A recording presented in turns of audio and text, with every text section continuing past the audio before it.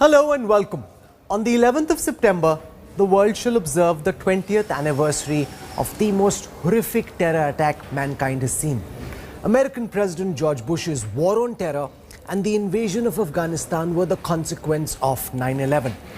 Not just did the US lose this two-decade-long war on terror, it was beaten by a far weaker military foe. What are the consequences of America's disastrous exit from Afghanistan, and what repercussions will this have on India and the rest of the world? To talk about this rapidly changing global geopolitical dynamic, I'm joined on the news track by one of the world's leading foreign affairs experts, Fareed Zakaria. Fareed, welcome. Always good to be with you, Rob. There are no easy or straight answers to any of the questions I'm about to ask you, but you always have a sharp, incisive take, and I'm delighted that you could join us again on the news track. Had the US exit from Afghanistan happened under the watch of Donald Trump, the world would have said it's happened in this fashion because of the kind of president Trump was. But this happened on the watch of Joe Biden, whose strong suit was supposed to be foreign affairs.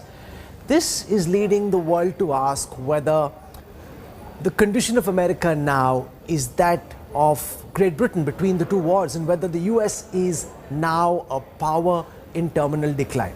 Fareed.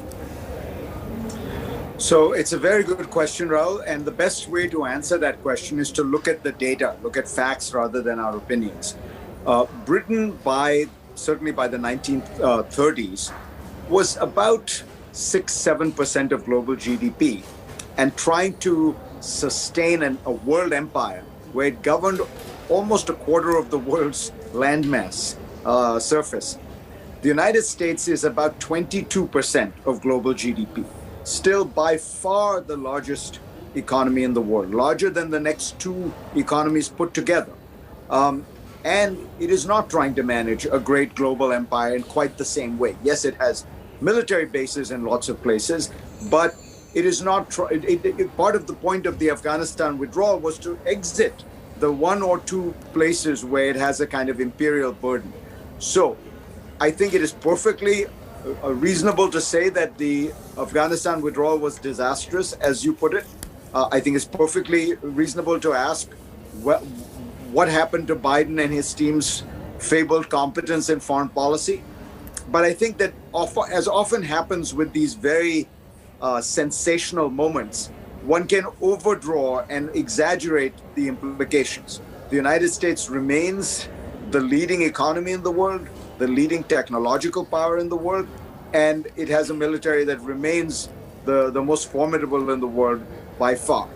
What Afghanistan shows is that with all that, you cannot remake a very backward nation into a modern one, very quickly. I mean, it's a lesson, frankly, that the United States should have learned in Vietnam. It's a lesson that most of the empires, from France in Indochina and Algeria to Britain in India and Kenya and other parts of Africa, should have learned.